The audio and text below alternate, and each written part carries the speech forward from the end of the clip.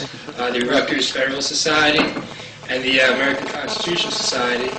I would like to welcome you to tonight's debate between Professor Francione and Professor Ringosh, who will be debating the ethical issue of using animals in biomedical research. It makes perfect sense that we find ourselves here tonight in Rutgers School of Law, debating one of the many unresolved ethical and legal issues of our time. Rutgers has and continues to be a unique forum in which difficult topics, often discussed in a more contentious setting, can be expressed in a thoughtful and productive manner. When one considers the tenor in which most conversations are being had around us, it makes this venue and this institution that much more valuable. With that being said, I would like to welcome you and thank you for coming tonight and participating in this important debate. At this time, I'd like to have Joe Bach, the President of the Federal Society here at Rutgers, introduce tonight's moderator, the Honorable and lovely Dean Chen.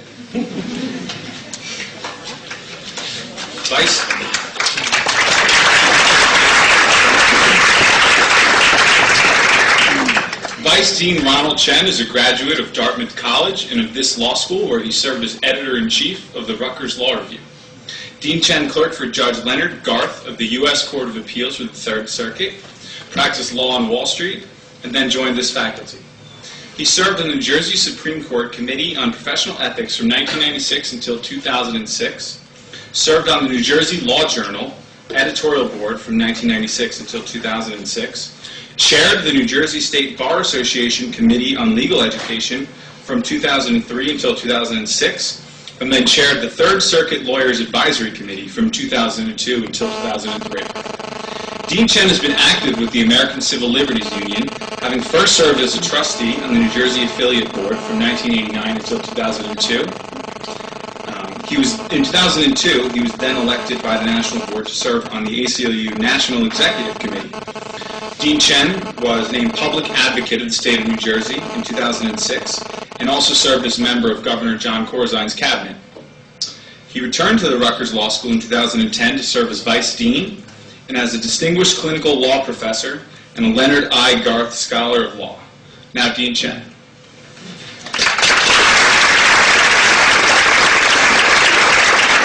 Thank you very much, President Menendez, Mr. Bach. Thank you very much, and welcome everyone. On behalf of Dean Farmer, who very much regrets that he couldn't be here tonight due to being somewhat under the weather, but welcome everyone to this debate here at the law school on this very timely and provocative issue of the legal and moral issues associated with use of animals in experimentation.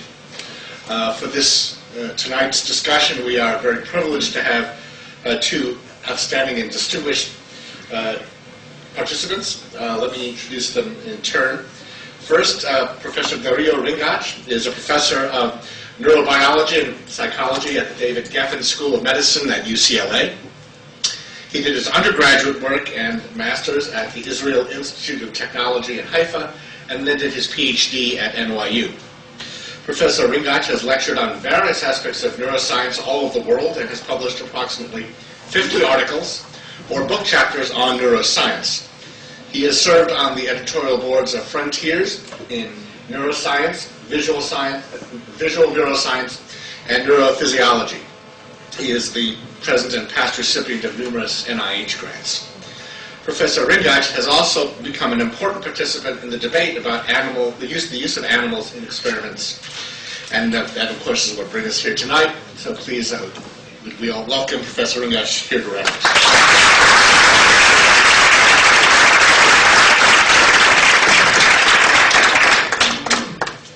The second participant in this debate needs no introduction, but I will do so anyway. Professor Gary Lawrence Francione is Distinguished Professor of Law and Nicholas Katzenbach Scholar of Law and Philosophy here at the law school.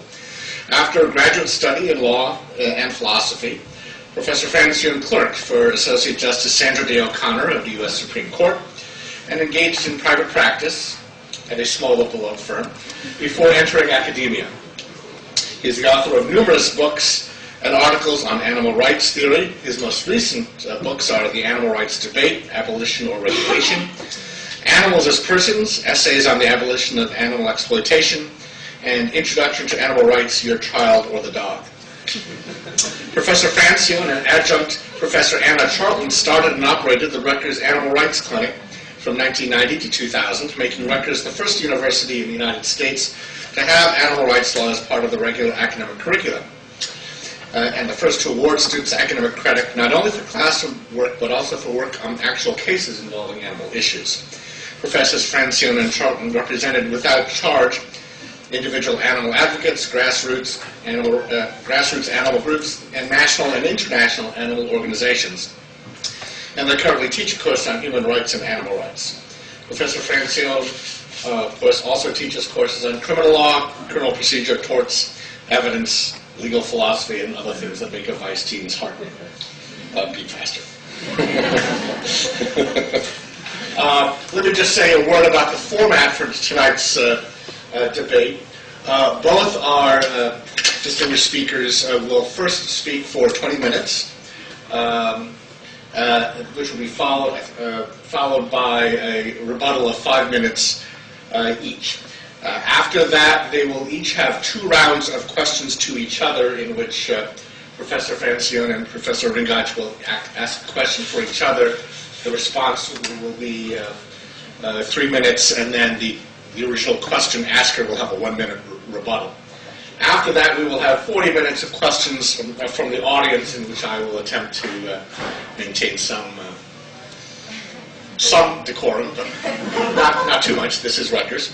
And then after that, we will have a delicious repast courtesy of the Federalist Society. Vegan. Yes, a delicious and vegan repast. I'm going to collect the signs out there, the delicious vegan food supplied by the Federal Society, which is become a collector's item.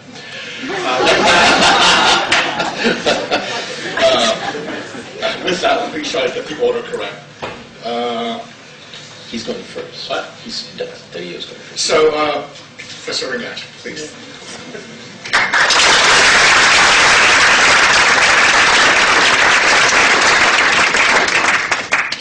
Well, thank you for the invitation. It's really nice to be here. Can you all hear me? Yeah, well, the first thing I should say is that I wish I had such an audience for my science talks. But apparently this is obviously something that is of interest to many, so I'm glad to be here just giving you my thoughts about this. As you probably know, I'm a scientist. I'm not a philosopher nor a lawyer. And you may be asking yourself, what is a scientist doing talking about ethics in a law school? And it's a long story, some of you may know it, but the basic reason is that I do believe that scientists have an obligation to reach out to the public and explain why the work they do is important, and why in some instances they think it's also ethical as well.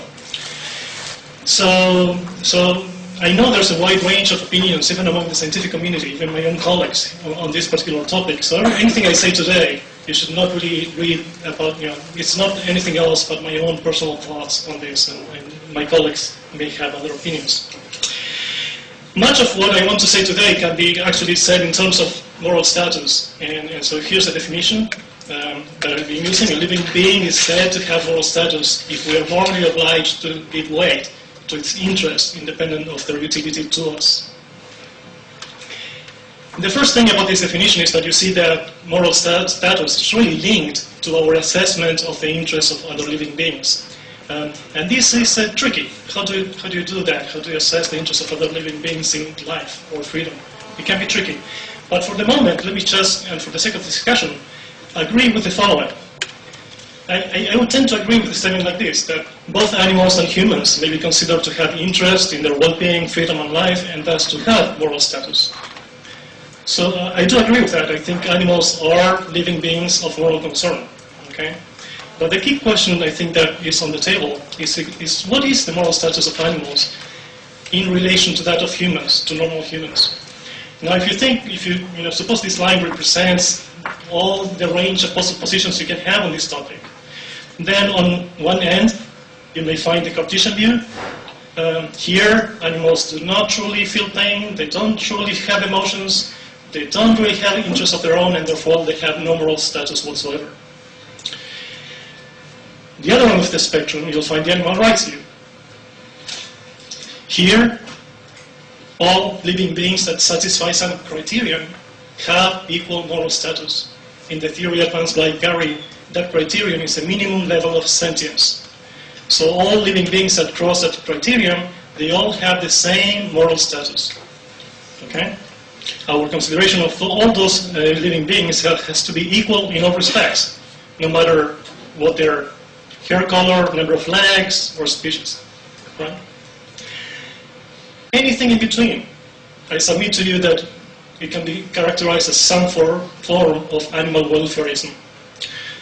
Granted, these theories cover a wide range on the spectrum, but they're all based on one and the same premise. And that is that the moral status of animals they do have moral status, but it's not equal to that of normal humans. Okay?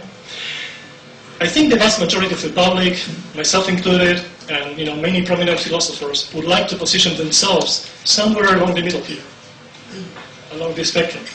And the first problem we encounter in trying to do so is that some theories will actually deny we have such an option. So, for example, Elizabeth Harman says we have no reason to posit degrees of moral status, so we can conclude that moral status is not a matter of degree, but rather on-off. A living being has moral status or lacks it. So it's either on or off.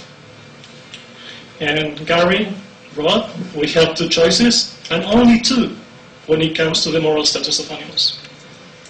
It is as if we're being told is that either we agree with animal rights view, or otherwise we must be Cartesians.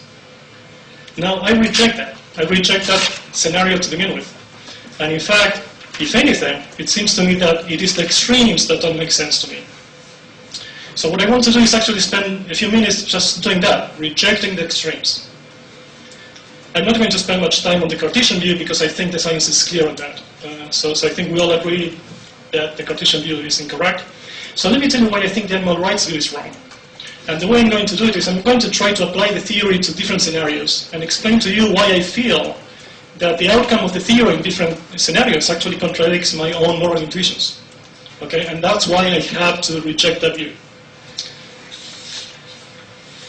And once I do that, once we reject the extremes, I submit to you that anything that is left will allow for some type of animal experimentation. All the theories, to less or more or less degree, but all of them will allow some degree of animal experimentation. So the first scenario is the classic burning house scenario. I use the mouse instead of the dog, but I guess because 90% of the experiments are in mice, after all. But you know this scenario, you walk into a burning house and you see two living beings, here a human and a mouse, and you have time just to save one of them before the house collapses. Which one do you save?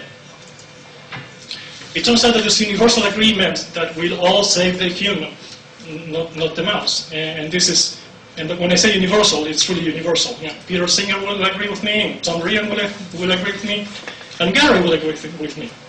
Right? We should save the human. The question is, why do we select the human? Right? This is not what the theory says. The theory tells us that the moral status of that mouse and the human are exactly the same. There's no fair way to choose one over the other. If anything, what we have to do is flip a coin. But we refuse to do that. We actually all go for the human. Why? Well, Gary tries to explain this here. I better understand what's at stake for the human than I do for the dog or the mouse. Now, this is just a matter of my own cognitive limitation and how it plays out in these extreme circumstances. This explanation fails. Why does it fail? Well, if you understand that your cognitive biases can cloud your moral judgment, you can just ignore them. Just ignore your cognitive biases and do what's right according to the theory, and that's to flip a coin. The second reason it fails is that it seems to be carving out some conditions, some extreme circumstances here, under which the theory appears not to apply. But we're never told what these extreme circumstances are. What are those? Well, let me show you one extreme circumstance. This is Joe. Joe has a leaky heart valve. If we don't do anything, Joe dies within a year or two. This is a pig. It is a healthy pig. It turns out we have the technology to take this pig, humanely kill the pig, and yes, there's such a thing as human euthanasia. We can build an artificial valve that we can use to save Joe's life. If we do it, the pig dies and Joe lives. If we don't, the pig lives and Joe dies. In a very relevant way, we're back into the burning house scenario. We have these two ways of acting. Okay? If before we all decided it was okay to save the human and not the mouse in the burning house, why now we choose Joe over the pig? But the theory is clear on what we should do here. The theory tells us Joe must die. Why? Well, here's Peter. Peter is a normal human. Would you use Peter's heart, more precisely, to save Joe? We wouldn't do that. But the theory tells us that the moral status of Peter is the same as that of the pig. So if you're unwilling to use Peter, then you shouldn't use the pig either. And that, again, is in conflict with my moral intuition. Here's another extreme circumstance, the polio epidemic of the 50s. And if you don't know what I'm talking about, you already can thank animal research for that.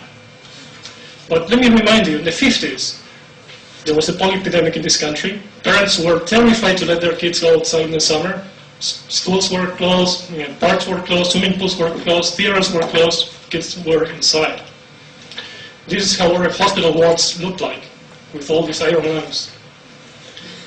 And it was only brought under control after the development of a successful vaccine.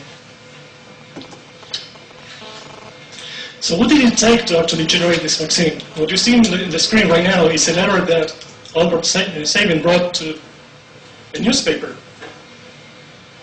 to actually refute the notion that animals were not really necessary to generate the vaccine. Okay? Which is a myth that actually persists until today. But in fact, many animals were used to generate the oral vaccine, and in fact, the only reason I put this up is so that you can see that you took 9,000 monkeys, 150 chimps, 133 humans, which no one cares about. And all these studies were necessary, a word that will probably come back again, to solve the many problems before a vaccine could be developed. So today, not just everyone here benefits from the polio vaccine. Our children will benefit, and all future generations will benefit from the vaccine. In fact, polio is almost eradicated from the face of the planet. And it's not just polio, smallpox. We have a vaccine for that too. Diphtheria, we have a vaccine for that. Tetanus, we have a vaccine for that. Whooping cough, measles, rubella, mumps, hepatitis, influenza, rotavirus, chickenpox, HPV, meningitis. We have vaccines for all of them. Where do you think these things come from? They don't appear just out of nowhere. It represents the work of scientists working with animals and humans. Altogether, these vaccines have saved over 1 billion lives. That's a billion with a B. And it's not just vaccines. We have antibiotics, blood transfusions, anticoagulants, lung surfactants, heart transplants, insulin, breast cancer drugs, and on and on and on and on. Needless to say, animal rights theorists would not have approved any of the experiments that led to this development. Zero, none of them. And let me be clear on this. The scientific consensus is that animals are really needed to advance these fields. And this is from a poll in Nature from last month, actually. So 92% of life scientists answer that animal research is essential to the advancement of biomedical science. So that's 92%. Just compare that with 82% of scientists that believe that global warming is actually caused by humans. Just to give an idea of what we're talking about here. And it's not just the scientists, but medical physicians and medical organizations have statements of support of animal research, like the American Medical Association, the American Neurological Association, and many others. So let's assume for a second that all these scientists and physicians are, made it right. when you come to us and tell us that we shouldn't do the experiments, that we should stop, you're not only asking us to stop harming the animals, you're also asking us to condemn millions and millions and millions of humans and animals to suffering and death. And this is the problem. I think, you think you're just saving animals. Well, you're not. You have to consider the consequences of what you're asking for. And for those of us that have actually considered what you're asking for, the answer is clear. What you're asking is nothing short than a crime against humanity, as Darwin actually wrote time ago when he said, "I know that physiology cannot possibly progress except by means of experimenting on living animals, and I feel the deepest conviction that he who retards the progress of physiology commits a crime against mankind."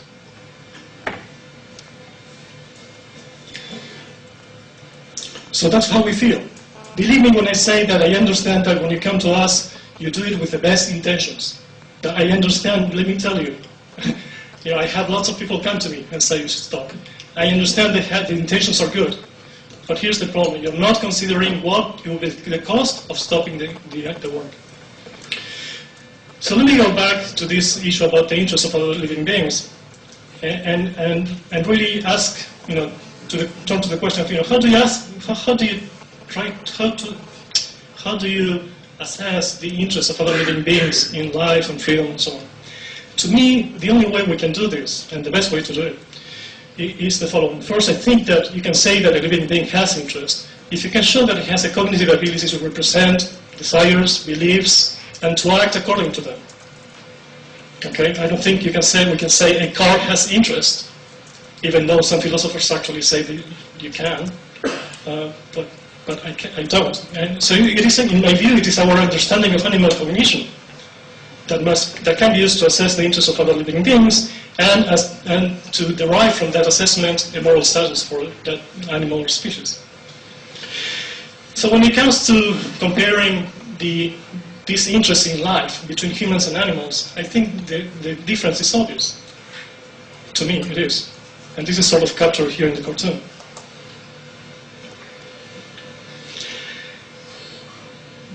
I think human life, it's not just living, it's the execution of an aspiration, a life's plan.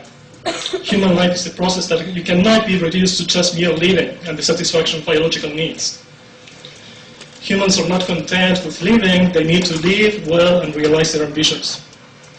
And in fact, when humans fail to do so, even though biologically they're fine, they have biological well-being, they can easily jump off bridges or throw themselves in front of cars. And so human and animal interests in life are not relevantly similar, are not. And this is not the radical view of the scientists. Peter Singer and Tom Regan would agree with me. So when human and animal life are in conflict, a preference for one can actually be justified. And it is really because the same things are not at stake. It's really because the same things are not at stake that you actually choose the human over the mouse in the burning house scenario. It is not because there's some cognitive limitation. In fact, it's the opposite. We understand perfectly well that the same things are not at stake. And you have to admit to yourself, this is the reason we prefer the human and not the mouse. Oops. This is top one.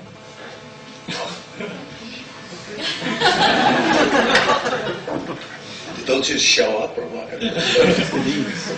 Well, one of my colleagues uses two glasses, one on top of the other, but that's so it's really because of that, because we realize that the same things are not at stake. And it is because the same things are not at stake that surgeons around the country go ahead and feel that it's morally permissible to use those big bulk replacements to save human lives. It is because the same things are not at stake that it was justified to use those monkeys to wipe the polio out of the earth. And it is because the same things are not at stake that when it comes to moving forward medical science with the goal of finding cures and therapies, and when there's no other way that we know how to do it, that the work is actually justified.